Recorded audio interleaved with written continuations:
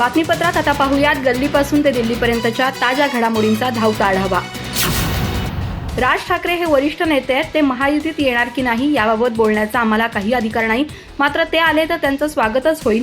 Red कार्पेटवर त्यांचं स्वागत केलं जाईल। सगळ्यात महत्त्वाचं म्हणजे गुढीपाडव्याच्या निमित्तानं त्यांची सभा आहे आणि या सभेच्या दिवशी राज ठाकरे महत्त्वाची घोषणा करू शकतात, असं शिंदे गटाचे प्रवक्ते तथा आमदार संजय शिरसाट यांनी म्हटलंय। आमदार संजय शिरसाट यांनी राज ठाकरेंची भेट घेतली आहे। राज ठाकरेंच्या शिवतीर्थावर ही भेट झाली असून दोन्ही नेत्यांमध्ये तब्बल तासभर चर्चा झाली आहे। विशेष म्हणजे राज ठाकरेंनी दिल्ली दौरा करत थेट अमित शहांची देखील भेट घेतली होती, मात्र मागील आठवड्यापासून ही चर्चा थांबली असतानाच शिंदे गटाचे आमदार संजय शिरसाट थेट राज ठाकरेंच्या भेटीला पोहोचल्यानं पुन्हा एकदा राज ठाकरे महायुतीत दाखल होणार असल्याच्या चर्चा सुरू झाल्यात। संजय शिरसाट म्हणाले की श्रीकांत शिंदे यांनी अनेक वर्षांपासून कल्याण डोंबिवलीसाठी बरीच विकासाची कामं केलेली आहेत, त्यामुळे त्यांचे या उमेदवारीच्या सर्व स्तरातून स्वागत होतंय।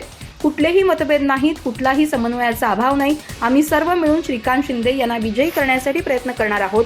जे काही दुसरे रुसवे फुगवे असतील, जे काही गैरसमज असतील, ते वरिष्ठ नेते एकत्र बसून मिटवण्याचा प्रयत्न करतील, असंही त्यांनी सांगितलं।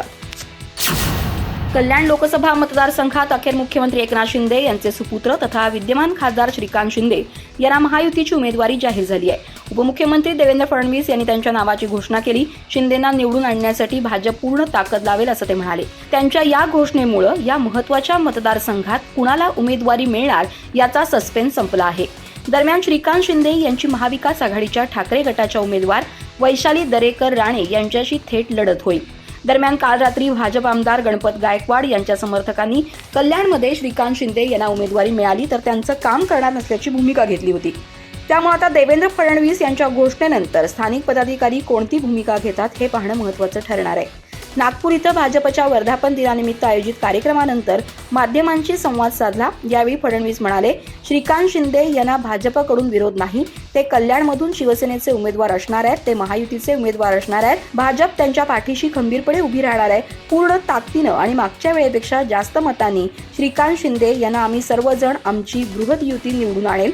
पूर्ण ताकदीनं आणि मागीलपेक्षा अधिक मतांनी भाजप, शिवसेना, राष्ट्रवादी, रिपाई, रासपा ही युती श्रीकांत शिंदेंना निवडून आणेल असं फडणवीसांनी म्हटलंय।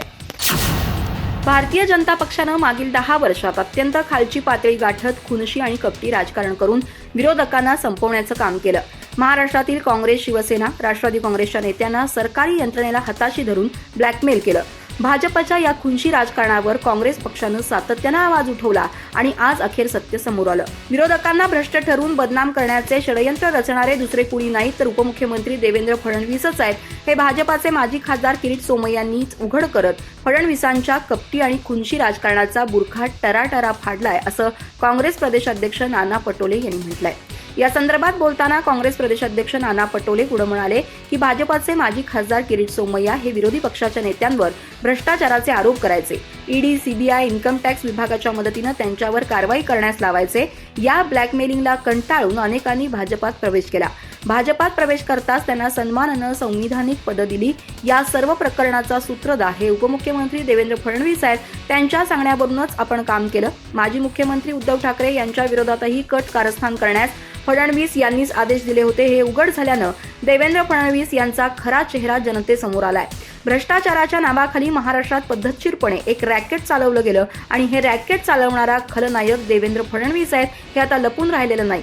महाराष्ट्राला एक मोठी राजकीय परंपरा लाभलेली आहे। या परंपरेला देवेंद्र फडणवीस यांनी काळीमा फासलाय। विरोधकांना शत्रू समजून त्यांना बदनाम करणं, त्यांची राजकीय कारकीर्द संपवणं, खोटे आरोप लावून त्यांना नाहक त्रास देणं, या सर्वांमागे फडणवीस यांचाच प्रताप होता।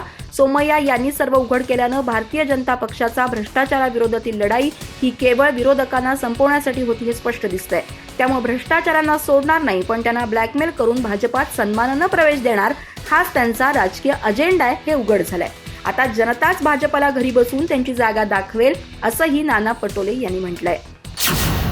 काँग्रेसच्या माजी अध्यक्षा सोनिया गांधी यांनी जयपूरमध्ये पंतप्रधान नरेंद्र मोदींच्या आरोपांना उत्तर देताना म्हटलंय की देशापेक्षा कुणीही वरचे नाही, पण मोदी स्वतःला महान समजतात। ते लोकशाही नियमांचं उल्लंघन करतायत आणि संपूर्ण व्यवस्थेत भीतीचं वातावरण निर्माण करतायत। ही हुकुमशाही आहे। हा देश काही मोजक्या लोकांची जहागीर नाही। आपल्या पूर्वजांनी रक्त सांडलंय। हा देश आपल्या मुलांचं अंगण आहे।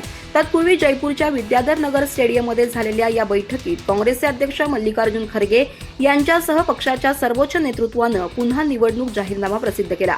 काँग्रेस सरचिटणीस प्रियांका गांधी म्हणाल्या की पंतप्रधान नरेंद्र मोदी सर्व भ्रष्टांना पक्षात घेत आहेत. भाजप सरकार सत्तेवर येताच राजस्थानमध्ये चिरंजीवी योजना बंद करण्यात आली असून 25 लाखांचा विमा आता 5 लाख रुपयांचा झालाय. त्याचवेळी काँग्रेसचे मल्लिकार्जुन खरगे म्हणाले की मोदी जिथं जातात तिथं नवनवीन खोटे बोलतात. त्यांनी दिलेलं हमीपत्र अद्याप पूर्ण झालेलं नाही, ते फक्त गांधी घराण्याला शिव्या देण्याचं काम करतात.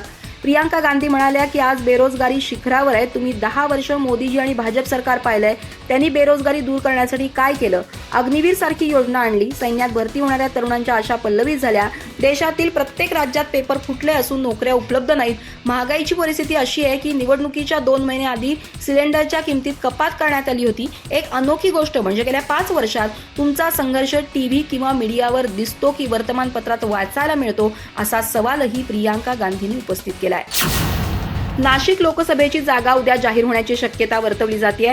राष्ट्रवादी काँग्रेस पक्षाला नाशिक लोकसभेची जागा मिळणार असल्याची माहिती सूत्रांकडून मिळते. छगन भुजबळ नाशिक लोकसभेचे उमेदवार असतील अशी शक्यता वर्तवली जाते. दरम्यान शिंदे गटाचे विद्यमान खासदार हेमंत गोडसे यांनी नाशिकची जागा शिवसेनेलाच मिळणार असा दावा केलाय. तर दुसरीकडे राष्ट्रवादी अजित पवार गटाचे मंत्री छगन भुजबळ यांना लोकसभेचे तिकीट मिळण्याचे संकेत आहेत. यामुळे महायुतीत जोरदार रस्सीखेच पाहायला मिळते. तर दुसरीकडे भुजबळांनी निवडणूक लढवल्यास 48 मतदारसंघात परिणाम भोगावे लागतील असा इशारा सकल मराठा समाजानं महायुतीला दिलाय. प्रदेशाध्यक्ष सुनील तटकरे उद्या पत्रकार परिषदेच्या माध्यमातून छगन भुजबळ यांच्या नावाची घोषणा करण्याची शक्यता वर्तवली जाते. मिळालेल्या माहितीनुसार एकनाथ शिंदे यांच्या शिवसेनेमुळे उमेदवारी जाहीर करण्यास आतापर्यंत उशीर होत असल्याचं समजतंय. तर दुसरीकडे शिवसेना नाशिकच्या जागेसाठी कमालीची आग्रही आहे, कारण नाशिकमधून हेमंत गोडसे हे सलग 2 वेळेस खासदार झालेत. त्यामुळे नाशिकही शिवसेनेची पारंपरिक जागा आहे. नाशिकची जागा शिवसेनेलाच मिळणार असा दावा शिंदे गटाचे प्रवक्ते संजय शिरसाट आणि नाशिकचे पालकमंत्री दादा भुसे यांनी केलाय. दिवंगत मराठा नेते विनायक मेटे यांच्या पत्नी तथा शिवसंग्राम संघटनेच्या अध्यक्षा ज्योती मेटे लोकसभा निवडणुकीच्या रिंगणात उतरणार आहेत. ज्योती मेटे यांनी प्रारंभी महाविकास आघाडीची उमेदवारी मिळवण्याचा प्रयत्न केला. यासाठी त्यांनी राष्ट्रवादीच्या शरद पवार गटाच्या अध्यक्ष शरद पवार यांची भेटही घेतली. पण पवारांनी बीडमधून बजरंग सोनवणे यांना उमेदवारी दिल्यामुळे मेटे यांचा पत्ता कट झाला आहे. त्यामुळे आता ज्योती मेटे बीडमधून अपक्ष उमेदवार म्हणून लोकसभा लढवतील असा दावा केला जात आहे.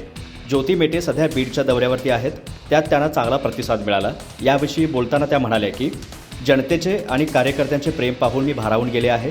यामुळे माझ्यावरील जबाबदारीचे ओझे दुपटीने वाढले आहे. छत्रपती संभाजीनगरहून येथे येण्यास सुरुवात केली तेव्हा एकटी होते, पण काफिला बनता गया या म्हणीनुसार ताफ्यात एक जण ॲड होत गेला. यावेळी त्यांना महाविकास आघाडीने उमेदवारी नाकारल्यानंतर तुम्ही पुढे कोणते पाऊल उचलणार असा प्रश्न केला असता त्यांनी यासंबंधीचा निर्णय कार्यकर्त्यांना विचारून घेणार असल्याचे स्पष्ट केले. बीडमध्ये निवडणुकीच्या 4थ्या टप्प्यात मतदान होणार आहे, त्यामुळे आमच्याकडे भरपूर वेळ आहे. या प्रकरणी कार्यकर्त्यांना विश्वासात घेऊन पुढील पावले उचलली जातील असे त्या म्हणाल्या. माझ्या आंदोलनात सहभागी असलेल्या लोकांना फोडण्याचं काम सुरू आहे.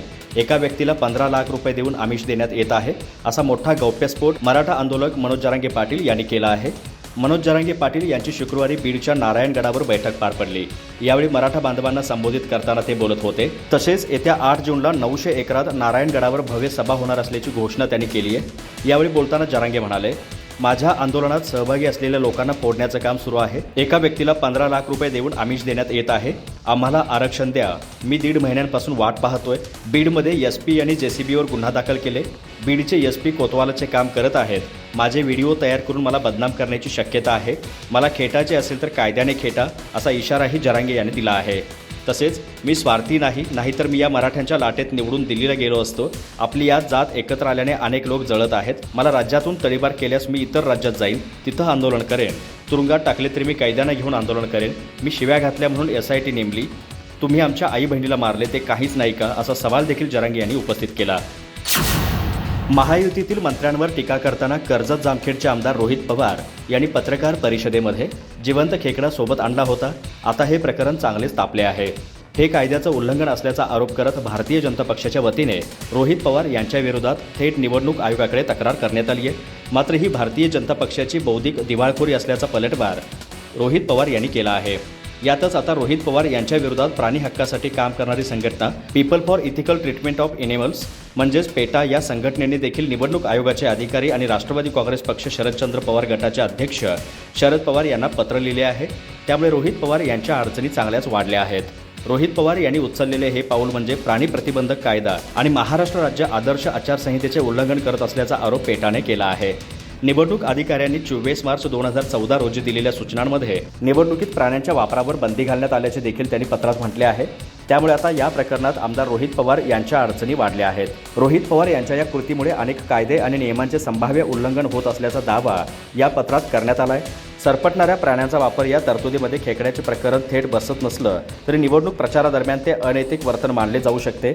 त्यामुळे या उल्लंघनाची सखोल चौकशी करून रोहित पवार यांच्यावर योग्य ती कारवाई करावी अशी मागणी या पत्रात निवडणूक आयोगाला करण्यात आली आहे. निवडणूक प्रक्रियेची अखंडता राखणे आणि असे गैरवर्तन आणि सार्वजनिक सुरक्षिततेला धोका निर्माण करणे कोणत्याही परिस्थितीत खपवून घेतले जाणार नाही याची खात्री करणे अत्यावश्यक असल्याचे मतही या पत्रात मांडण्यात आलं आहे.